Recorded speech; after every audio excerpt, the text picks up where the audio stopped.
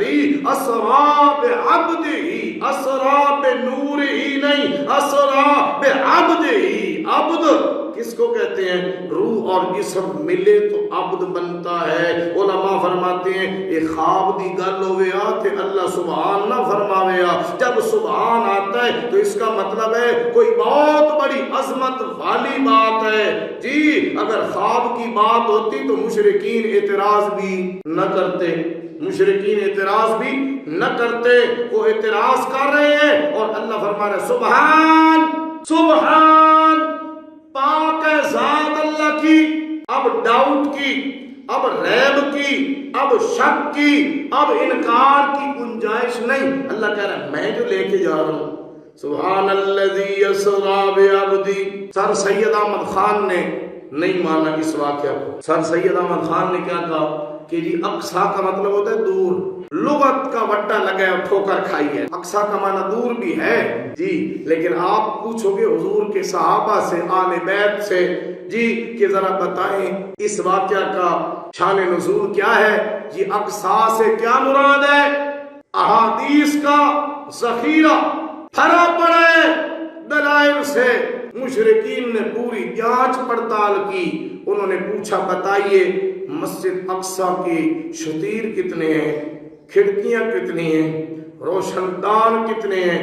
آقا فرماتے ہیں میں ہوا بڑا پریشان، اور ادھر نے اللہ پاک نے پردے ہٹا دیے، جبریل کو فرما جبریل سامنے کر میرے محبوب کے، ذرا مسجد اقصی سامنے کر دے۔ سبحان اللہ سبحان اللہ، ایسے نہیں فرمایا سبحان الذی اسری بعبدہ، سامنے کر مسجد اقصی میرے محبوب کے۔ ایک قافلہ آ رہا تھا مشرکین کا، حضور نے اس کی بھی خبر دی ہے، حضور نے اس کی بھی خبر دی ہے۔ اور جناب کیا ہوا اس رات مسجد کا جو وہاں پہ خادم تھا، مولوی صاحب تھا، وہ بھی بڑا عجیب واقعہ بیان کرتا ہے مسجد اقصی میں۔ کہتا ہے بھائی میں نے کوشش کی بھائی مسجد کا دروازہ بند کر دوں، دروازہ ہی نہیں بند ہو رہا ہے، مستری کو بلایا یہ دروازہ نہیں بند ہو رہا ہے۔ اس نے کہا جی یہ اتوں پہ گیا، دیوار کا دباؤ پڑ گیا، اس پہ بڑا وقت لگے گا، یہ صبح سیٹ ہوگا، رات کو دروازہ کھلا رہ گیا ہے۔